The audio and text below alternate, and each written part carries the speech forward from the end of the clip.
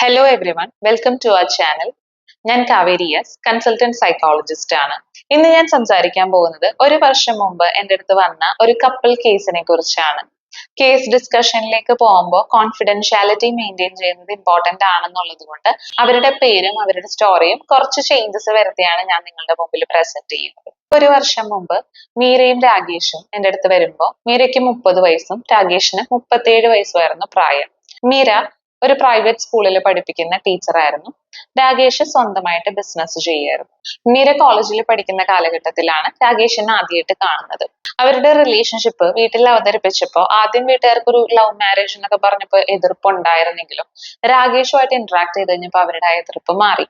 രാഗേഷ് നേരിട്ട് മീരയുടെ വീട്ടിൽ ചെന്ന് കാര്യങ്ങൾ അവതരിപ്പിക്കുകയും രാഗേഷിന്റെ ഒരു പേഴ്സണാലിറ്റിയും രാഗേഷിന്റെ ഓവറോൾ സ്റ്റേറ്റസും ഒക്കെ കണ്ടപ്പോൾ അവർക്ക് അതൊരു നല്ല റിലേഷൻഷിപ്പ് ആയിട്ട് തോന്നി.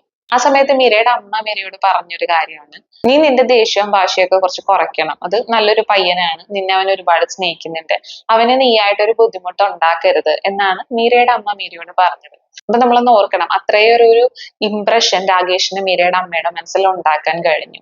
എന്തെങ്കിലും കുഴപ്പങ്ങൾ ഭാവിയിൽ റിലേഷൻഷിപ്പിൽ ഉണ്ടായാലും അത് മീരയുടെ ഭാഗത്തു നിന്നുള്ള പ്രശ്നം കൊണ്ടേ സംഭവിക്കൂ എന്ന് ആ അമ്മ വിധി എഴുതി കഴിഞ്ഞു. പിന്നീട് വീട്ടുകാരുടെ സമ്മതത്തോടു കൂടി തന്നെയാണ് അവരുടെ വിവാഹം കഴിയുന്നത്. മീര ജോലിക്ക് പോകുന്നതിലൊന്നും രാഗേഷിന് ഒരു എതിർപ്പും ഉണ്ടായിരുന്നില്ല. കപ്പിൾ സെഷന് വന്ന സമയത്ത് രാഗേഷ് പറഞ്ഞതാണ്, അവൾക്ക് ജോലിക്ക് പോകാനുള്ള ഫ്രീഡം ഞാൻ കൊടുത്തിട്ടുണ്ട്, അവർക്ക് ഫ്രണ്ട്സിന്റെ കൂടെ പുറത്തു പോകുന്നതിനോ ഭക്ഷണം കഴിക്കുന്നതിനോ ഒന്നും ഞാൻ യാതൊരു റെസ്ട്രിക്ഷനും വെച്ചിട്ടില്ല. പക്ഷെ എനിക്ക് ആകെ ഒരു കാര്യമുള്ളൂ, എൻ്റെ അടുത്ത് ട്രാൻസ്പെറന്റ് ആയിരിക്കണം. ഒരു റിലേഷൻഷിപ്പ് ആകുമ്പോൾ എല്ലാ കാര്യങ്ങളും എന്നോട് തുറന്നു പറയണമല്ലോ. പക്ഷെ ഇവൾ എൻ്റെ അടുത്ത് അതുപോലെ ഒരു ട്രാൻസ്പെറൻസി കാണിക്കുന്നില്ല എന്നുള്ളതായിരുന്നു. ഇവിടെ രാഗേഷ് മീരയ്ക്ക് ഫ്രീഡം കൊടുക്കുന്നു എന്ന് പറയുന്നതിൽ തന്നെ ഒരു പ്രശ്നമുണ്ട്. കാര്യം നമുക്ക് മറ്റാരും തരേണ്ടതല്ലല്ലോ ഫ്രീഡം. രണ്ടുപേരും രണ്ട് ഇൻഡിവിജ്വൽസ് തന്നെയാണ് നമ്മളൊരു കപ്പിൾ റിലേഷൻഷിപ്പിലേക്ക് വന്നാലും. എന്നിരുന്നാൽ പോലും റിലേഷൻഷിപ്പിൽ ട്രാൻസ്പെറന്റ് അല്ല എന്ന് അദ്ദേഹം പറഞ്ഞപ്പോൾ അതൊരു കപ്പിൾ സെഷൻ ആയതുകൊണ്ട് ഞാൻ അത് അഡ്രസ് ചെയ്തു. മീരയോട് അതിനെപ്പറ്റി എന്താണ് പറയാനുള്ളതെന്ന് ചോദിച്ചപ്പോൾ മീര പറഞ്ഞതാണ്, മാഡം ഇയാള് ഒരു സിറ്റുവേഷനിൽ ക്വസ്റ്റ്യൻ ചെയ്യുന്നത് എങ്ങനെയാണെന്ന് മാഡം ഒന്ന് കേൾക്കണം. അതായത് മീര ഇപ്പൊ ഒരു കൊളീഗിന്റെ കൂടെ ചായ കുടിക്കാൻ പോയാൽ ഇയാള് ചോദിക്കുന്നത് ഏത് കൊളീഗിന്റെ കൂടെ, അയാളുടെ വീട് എവിടെയാണ്, അയാളുടെ എഡ്യൂക്കേഷണൽ ക്വാളിഫിക്കേഷൻ എന്താണ്, അയാളുടെ ഫാദറും മദറും എന്ത് ചെയ്യുന്നു, അയാളുടെ ബാക്ക്ഗ്രൗണ്ട് എന്താണ്, അയാൾ ഏത് കമ്മ്യൂണിറ്റിയിൽപ്പെട്ട ആളാണ്, എത്ര വർഷമായി ഇവിടെ ജോലി ചെയ്യുന്നു, അതിനു മുമ്പ് അയാൾ വേറെ എവിടെയായിരുന്നു ജോലി ചെയ്തിരുന്നത്. ഇത്തരത്തിലുള്ള 100 ക്വസ്റ്റ്യൻസിന് നമ്മൾ ഉത്തരം പറയണം എന്നുള്ളതാണ്. ഈ ഒരു ഇന്റർഗേറ്റീവ് അല്ലെങ്കിൽ ചോദ്യം ചെയ്യുന്ന രീതിയിലാണ് രാഗേഷ് മീരയുടെ അടുത്ത് സംസാരിക്കുന്നത്. അപ്പൊ മീര പറയണേ, ഇങ്ങനെ ചോദ്യം ചോദിച്ചാൽ നമുക്ക് എങ്ങനെ ഉത്തരം പറയാൻ പറ്റും? ഇനി നമ്മൾ ഉത്തരം പറഞ്ഞാൽ തന്നെ എന്താണ്, നിങ്ങളുടെ ഓഫീസിൽ ആണുങ്ങൾ മാത്രമേ ഉള്ളൂ, സ്ത്രീകളുമായിട്ട് ഫ്രണ്ട്ഷിപ്പ് കൂടിയാൽ പോരെ, അവരുടെ കൂടെ കോഫി കുടിക്കാൻ പോയാൽ എന്താ പ്രശ്നം? അപ്പൊ ആദ്യമൊക്കെ മീരയ്ക്ക് ഇത് ചെറിയൊരു പോസസീവ്നെസ് ആയിട്ടാണ് തോന്നിയിരുന്നത്. പക്ഷെ ഇതിന്റെ ഇന്റൻസിറ്റി കൂടി കഴിഞ്ഞപ്പോഴാണ് ഇത് വളരെ ഒരു കൺട്രോളിങ് ബിഹേവിയർ ആണെന്നും ഇവർക്ക് അതിനകത്തൊരു സഫക്കേഷൻ ഫീൽ ചെയ്യാൻ തുടങ്ങിയത്. എൻ്റെ അടുത്ത് കപ്പിൾ കൗൺസിലിങ്ങിന് വരുമ്പോൾ വിവാഹം കഴിഞ്ഞിട്ട് 6 വർഷം കഴിഞ്ഞിരുന്നു. ഇവരുടെ വിവാഹം കഴിഞ്ഞ് ഒരു വർഷത്തിനുള്ളിൽ തന്നെ മീര പ്രഗ്നന്റ് ആയിരുന്നു. പക്ഷെ രാഗേഷിന് അത് കണ്ടിന്യൂ ചെയ്യാൻ താല്പര്യം ഉണ്ടായിരുന്നില്ല. രാകേഷ് പറഞ്ഞ റീസൺ എന്നുള്ളത് നമ്മൾ ഫിനാൻഷ്യലി സ്റ്റേബിൾ അല്ല, അല്ലെങ്കിൽ ഒരു കുഞ്ഞിനെ നോക്കാനുള്ള രീതിയിലേക്ക് നമ്മൾ ആയിട്ടില്ല, നിനക്ക് അറിയില്ലേ കാര്യങ്ങൾ എന്നൊക്കെയുള്ളതാണ്. ഇവിടെ രണ്ടുപേരും വർക്കിംഗ് ആണ്. മീര ഒരു പ്രൈവറ്റ് സ്ഥാപനത്തിലാണെങ്കിൽ പോലും ടീച്ചറായിട്ട് വർക്ക് ചെയ്യായിരുന്നു. മീര പറയുന്നത് ഇയാൾ പറയുന്ന രീതിയിലുള്ള ഒരു ഫിനാൻഷ്യൽ ഇഷ്യൂ അവർക്കിടയിൽ ഇല്ല എന്നുള്ളതാണ്. പുള്ളിക്കാരൻ തന്നെ ചില സിറ്റുവേഷൻസിൽ പറഞ്ഞിട്ടുണ്ടെന്ന്, കുഞ്ഞു വന്നു കഴിഞ്ഞാൽ നമ്മുടെ ഫ്രീഡം പോകും, നമുക്ക് ഈ രീതിയിൽ എൻജോയ് ചെയ്യാൻ പറ്റില്ല.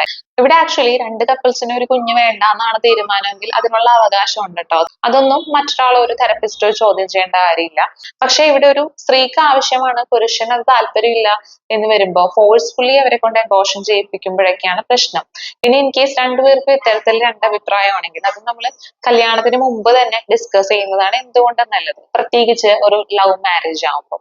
അപ്പൊ ഇവിടെ മീരയുടെ കേസിൽ മീരയ്ക്ക് ഒരു കുഞ്ഞ് വേണം എന്ന് അതിയായ ആഗ്രഹം ഉണ്ടായിരുന്നു. പക്ഷെ ഫസ്റ്റ് പ്രഗ്നന്റ് ആയപ്പോൾ ഇദ്ദേഹം ഈ രീതിയിലുള്ള പല കാര്യങ്ങളൊക്കെ പറഞ്ഞ് മീരയെ കൺവിൻസ് ചെയ്ത് അതൊരു അബോർഷനിലേക്ക് ലീഡ് ചെയ്തു. മീര പറയുന്നത് കോണ്ടം യൂസ് ചെയ്യാനായിട്ട് പുള്ളിക്കാരൻ തയ്യാറല്ല.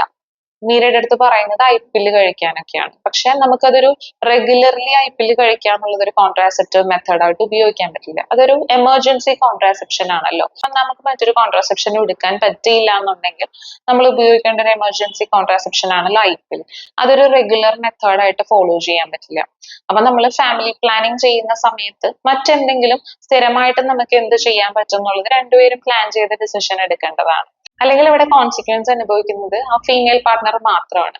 ആക്ച്വലി കോൺട്രാസെപ്ഷൻ എന്നുള്ളത് ഒരു ഷെയർഡ് റെസ്പോൺസിബിലിറ്റി ആണ്. രണ്ടുപേർക്കും അതിൽ റെസ്പോൺസിബിലിറ്റി ഉണ്ട്. ഒരാളുടെ തലയിൽ മാത്രം നമുക്ക് ഫുൾ റെസ്പോൺസിബിലിറ്റി വെച്ച് കൊടുത്തിട്ട് അയാളെ ബ്ലെയിം ചെയ്യാനായിട്ട് സാധിക്കില്ല. ഓക്കെ, അപ്പൊ ഫസ്റ്റത്തെ പ്രഗ്നൻസി ഇത്തരത്തിൽ അബോർഷൻ ആയി എങ്കിലും വിത്തിൻ 2 years അവർ വീണ്ടും രണ്ടാമത് പ്രഗ്നന്റ് ആയി. ഈ സിറ്റുവേഷനിൽ മീര ഒരു സ്ട്രോങ് സ്റ്റാൻഡ് എടുത്തു. അവർ പറഞ്ഞു എനിക്ക് എന്തായാലും ഈ പ്രഗ്നൻസി കണ്ടിന്യൂ ചെയ്യണം, എന്തെല്ലാം പറഞ്ഞാലും ഞാൻ അബോർഷൻ ചെയ്യാൻ തയ്യാറല്ല.